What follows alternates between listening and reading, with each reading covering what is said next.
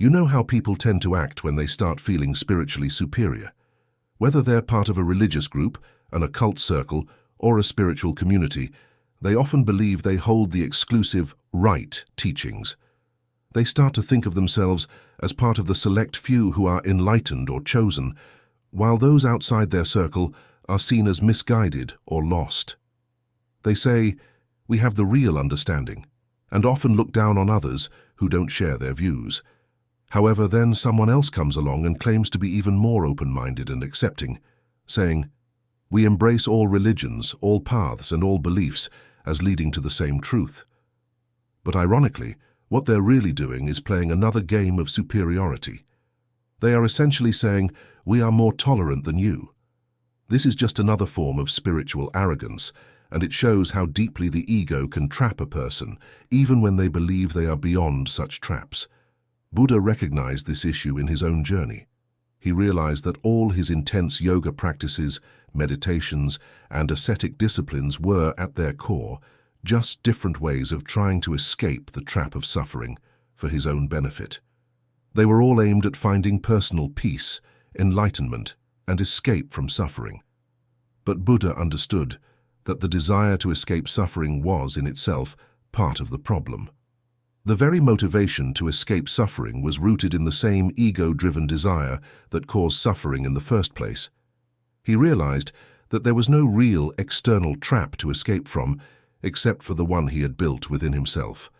The trap and the trapped were one and the same. Once this realization dawned on him, he understood that there was no trap to escape from at all. I'll explain this profound realization more clearly as we proceed.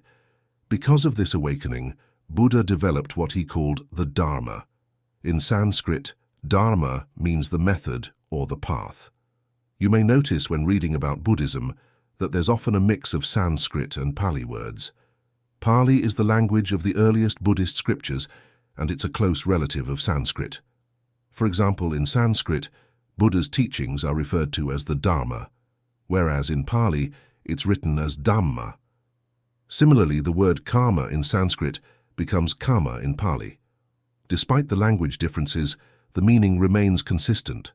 The Dharma that Buddha taught wasn't a set doctrine, and this is important to understand. Unlike in Christianity, Islam, or Judaism, where you can pinpoint a specific set of teachings or dogmas, Buddhism is more of a dialectical process. It's a method of dialogue, not a strict, unchangeable belief system. What many people think of as the teachings of Buddhism are often just the starting points of this larger conversation. The actual teachings evolve through dialogue and practice, not through rigid doctrine. When Buddha was a young man, his main concern was the problem of human suffering. To simplify his message, he presented his teachings in ways that were easy to remember. For instance, he often used lists and numbers to make his points memorable, and one of the most well-known of these is the Four Noble Truths. The first noble truth is dukkha. This word can be translated as suffering, dissatisfaction, or pain. It refers to the universal human experience of suffering, which includes everything from physical pain to emotional distress to the existential unease we all feel at times. It's the opposite of sukha, which means pleasure or ease. The Buddha's starting point was this: life involves suffering. The question then becomes, if suffering is an inevitable part of life, how do we deal with it? How do we escape this suffering? The second noble truth addresses the cause of suffering, which Buddha identified as trishna, a Sanskrit word meaning thirst or craving. It's often translated as desire, but a better translation might be attachment or clinging. It's not just about wanting things, it's about the unhealthy way we cling to desires, to outcomes, and even to our sense of self. Modern psychology might describe this as being stuck or blocked. When a person is frozen in indecision or overwhelmed by hesitation, they are clinging to something, whether it's a fear of failure, a desire for approval, or an attachment to a particular identity. Buddha taught that an enlightened person is never stuck. Just like water, they flow freely and adapt to whatever comes their way. Even if you dam a river, the water will keep rising until it flows over. Similarly, a person free from attachment flows with life, unimpeded by obstacles. Buddha explained that suffering arises because we cling to things, failing to recognize the impermanence of life. The key, then, is to learn how to let go of this clinging. But this leads to a paradox. When a person tries to let go of desires, they often find themselves desiring not to desire. They become attached to the idea of non-attachment, which is just another form of clinging. When the student brings this problem to the Buddha points out the paradox gently. Of course, you are desiring not to desire, and that too is a form of attachment. This is where the concept of the middle way comes in. Buddhism is called the middle way because it avoids extremes, not only the extremes of self-indulgence and extreme asceticism, but also the extremes of over-effort and under-effort in spiritual practice. Buddha advised his followers not to force themselves to give up all desire immediately, but to let go gradually and mindfully, without becoming attached to the idea of perfection. The third noble truth is the cessation of suffering, known as Nirvana. Nirvana is the ultimate goal of Buddhism, the state of liberation from suffering and attachment.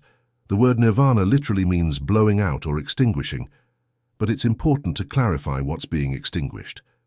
Some people mistakenly think it means the extinction of the self or desire, but a better interpretation is the natural release of attachment. Imagine holding your breath. At first it feels fine, but soon it becomes uncomfortable. The more you try to hold it, the more unbearable it becomes. Eventually, you must let go and exhale. Similarly, clinging to life desires and outcomes creates suffering. Letting go of these attachments, like letting go of your breath, brings relief and freedom. Nirvana is not about disappearing into nothingness or an empty void. Instead, it's about living in a state of profound letting go. It's about fully engaging with the present moment without clinging to outcomes or being consumed by desires. It's a state of flow, where you move through life effortlessly, responding to challenges without getting trapped by them. The fourth noble truth is the path that leads to the cessation of suffering, known as the Eightfold Path. This path is divided into three main areas: wisdom, ethical conduct, and mental discipline. It provides a comprehensive guide for living a life that leads to the realization of Nirvana.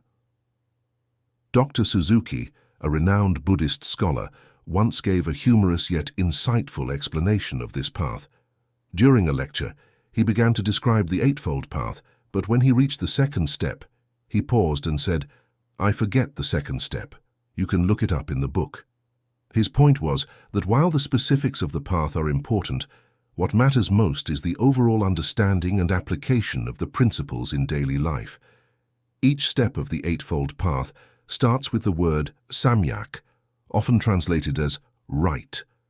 However, samyak has a broader meaning, including complete or balanced.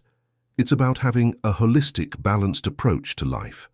For example, samyak drishti, often translated as right view, doesn't just mean holding the correct beliefs. It means having a balanced, comprehensive view of life. It's about seeing things as they are, without distortion or attachment. The Eightfold Path covers all aspects of life, from how we view the world, samyak drishti, to how we speak, act, and earn a living. It also includes guidance on mindfulness and meditation, helping us cultivate a balanced, mindful approach to every aspect of our lives. By following this path, we learn to live in the present, free from the attachments that cause suffering. In conclusion, the Buddha's teachings are not about escaping the world or seeking refuge from life's difficulties. Instead, they offer a way to transform our relationship with the world. By letting go of attachment, embracing the present moment, and living in balance, we can find freedom from suffering. The key isn't in trying to control everything or force specific outcomes, but in learning to flow with life just like a river. The more we let go and trust the process, the more peace we find. Through these teachings, we learn that suffering is not something to be feared or avoided at all costs, but rather something to understand, confront, and release. The more we engage with life mindfully and with compassion, the more we experience the profound freedom that Buddha discovered under the Bodhi tree.